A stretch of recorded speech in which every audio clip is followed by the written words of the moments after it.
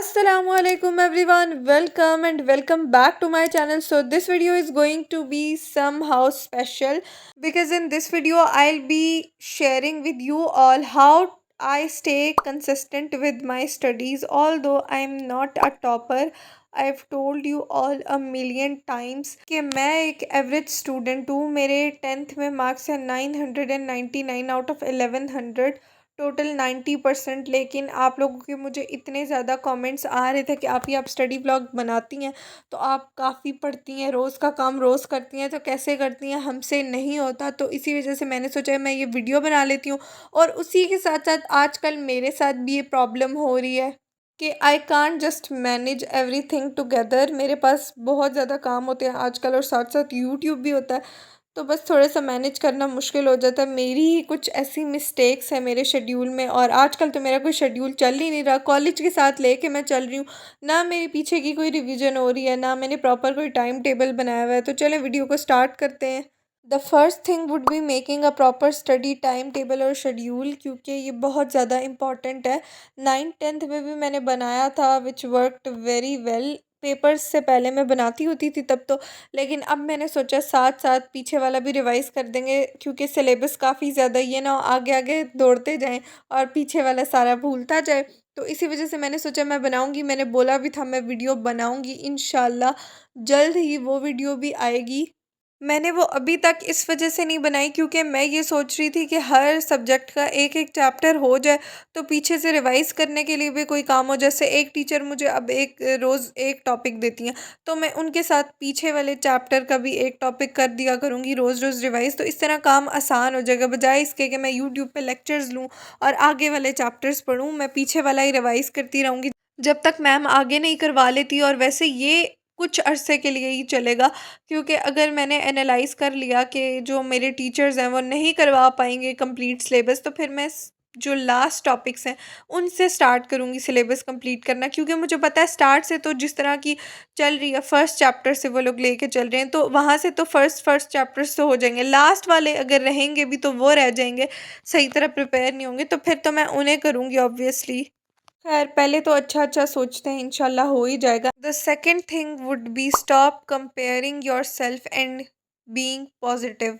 ये भी बहुत ही ज़्यादा इंपॉर्टेंट है. मैं अपने बारे में बताऊं तो मैं पॉजिटिव ही रहती हूँ. मैं किसी के साथ अपने मार्क्स को कंपेयर नहीं करती. किसी के 20 आउट ऑफ 20 आए और मेरे 20 आउट ऑफ 17 आ जाए तो मैं ये नहीं कहती कि क्यों कम आए, हमने मेहनत बराबर की थी या ऐसे. उसने ज़ाहिर है मुझसे मेहनत ज़्यादा की थी तो मेरे से ज़्यादा आए हैं मार्क्स. मैं देखती हूँ टेस्ट में अगर मेरी कोई मिस्टेक होती है वो मैं निकालती हूँ, और मैं आगे के लिए भी कॉन्फिडेंट होती हूँ कि मैंने आगे इससे ज़्यादा नंबर ले लेने हैं. अब कुछ लोग ऐसे करते हैं, कुछ स्टूडेंट्स, कि वो अगर पहले टेस्ट में बुरे नंबर आ गए हैं वो कहते हैं कि नहीं ये सब्जेक्ट ही बुरा है, ये मुझे पसंद ही नहीं है, ये मुझसे होगा ही नहीं. ऐसे नहीं बोलते, ये बोलते हैं बस एक गलती हुई है, चलो नेक्स्ट टाइम ये नहीं होगी.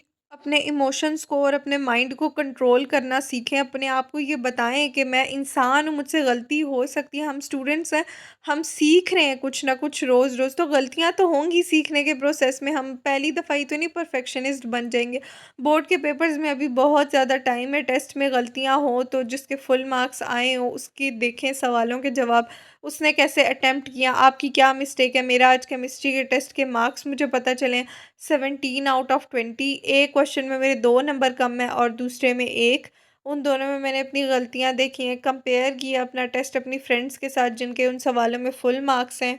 एंड या that would be the second advice. 9th 10th में मैं क्या करती होती थी, मेरा तो बिल्कुल नंबर्स पे ध्यान ही नहीं होता था टेस्ट के.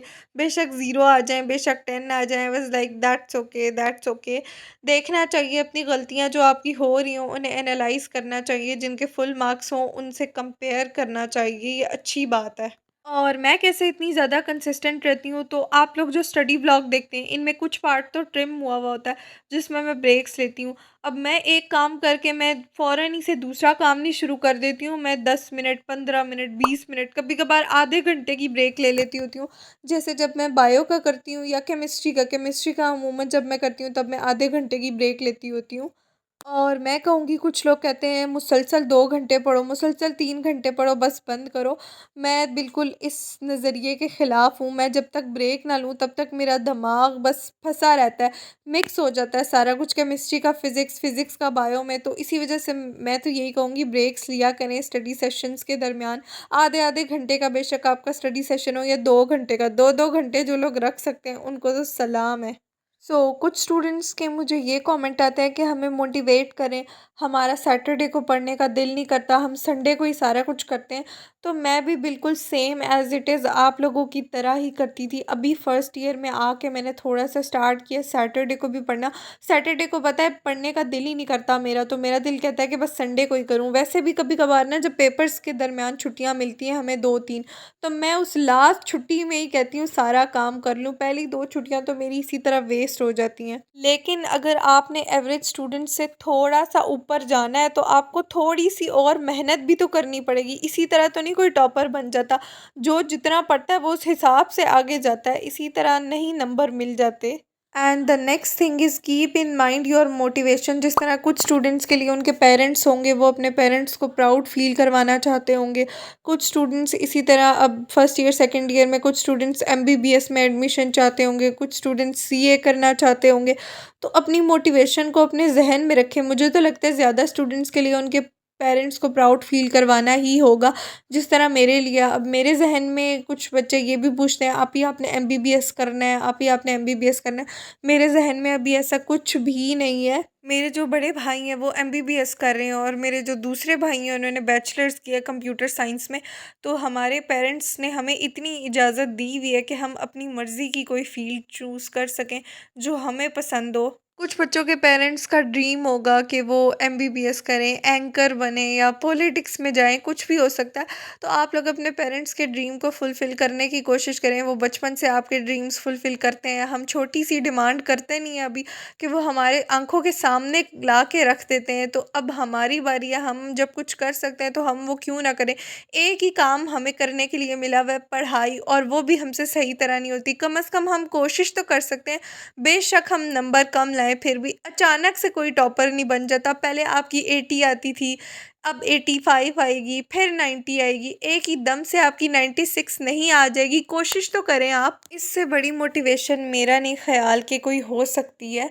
और सबसे बड़ी बात कि आप लोगों को अगर फिर भी कुछ दिनों बाद मोटिवेशन आपकी कम हो जाती है, 100 से 50 पे चली जाती है, तो आप किसी जगह पे रोज़-रोज़ एक मोटिवेशनल कोट लिख के रख लें, या आप अपने रजिस्टर के फर्स्ट पेज पे लिख के रख लें जिस पे आप ज़्यादा काम करते हैं, कि आपने कितनी परसेंटेज लानी है। फिर जब आप उस रजिस्टर को रोज़-रोज़ देखेंगे आपको याद आएगा कि हाँ, मेरा कोई गोल है, मैंने उसे फुलफ़िल करना है। एंड या let me know in the comments what would be your expected percentage for this year. Like, share and subscribe if you enjoyed. Thanks for watching. Allah Hafiz.